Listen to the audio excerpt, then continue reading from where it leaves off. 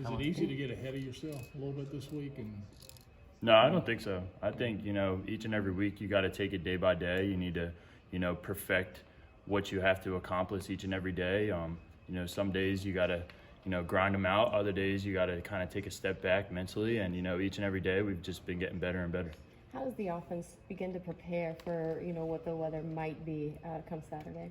Yeah, I mean, we've obviously got word that it might be a little bit rainy. So, in practice we're having different like wet ball drills and, quarterback center exchanges, having different climate effects with it, squirting the water all over the football or on our face.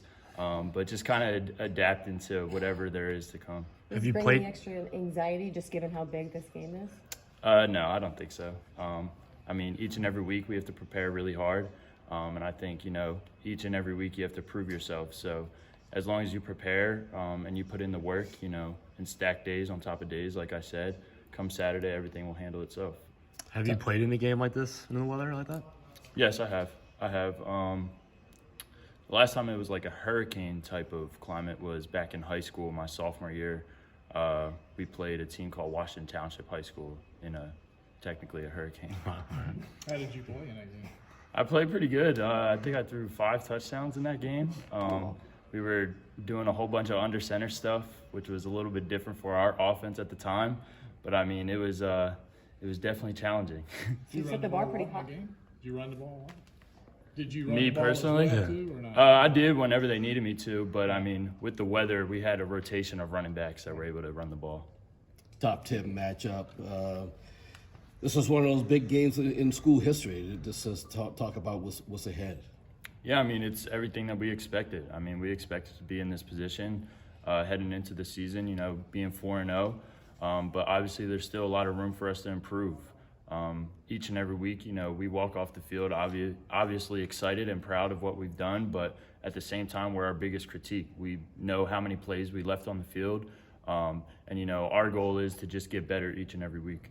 How much did last year's win against them, after you guys had butted your heads against them so many times and not won, but to come through finally, how much did that change maybe confidence or the way you guys look at this series after struggling against them for so long? Yeah, I mean, it was definitely a surreal feeling, especially the way that we won in double overtime. But yeah, I think, for any team to beat a number 9 ranked team at the time will definitely build your confidence. And then as far as the series, I mean, it just goes to show that, we can compete with the best as long as we prepare well and do our jobs. And I think we got a little bit of taste of that last year. When you said spraying water in your face, like, do you mean like what? Like somebody shoots the hose at you while you're trying to run a play, or what? Kind of like pre-snap. They'll walk by with the water bottle, kind of squirt the football, and occasionally just throw it up into your face. So, I mean, we're prepared for anything at this point. How about 50-mile-per-hour winds? Whatever they throw at us, we'll be ready for it. You got teammates on the team. I know the whole team is tight and everything. But what about guys like Tanner Engel and other guys from Florida? What kind of anxieties do you think they're going through right now, or have they told you what they're going through right now with this hurricane coming?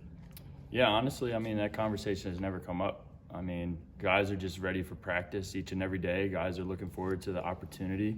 And, at the end of the day, whatever type of climate or weather that we have to adapt to, Clemson has to do the same thing. We're going to be playing on the same field at the same time, and, we're going to be ready. Wake Forest was able to exploit a young secondary. Just kind of what have you seen on the film from that? Yeah, I mean, we knew that when Clemson was playing Wake Forest, they had a couple of DBs that were injured that, we're expecting to be back. They did a good job of rotating a bunch of different guys in the secondary, and, their coach does a really good job with their different schemes and disguising. Wake Forest is a great offense. I think Sam Hartman's a great quarterback, and, he gave his receivers a chance to make a play, and they made plays. So we definitely looked at that on the film, but at the same time, we know they're very good at what they do. Well, let's switch out and get Coach back up here. Thanks, man.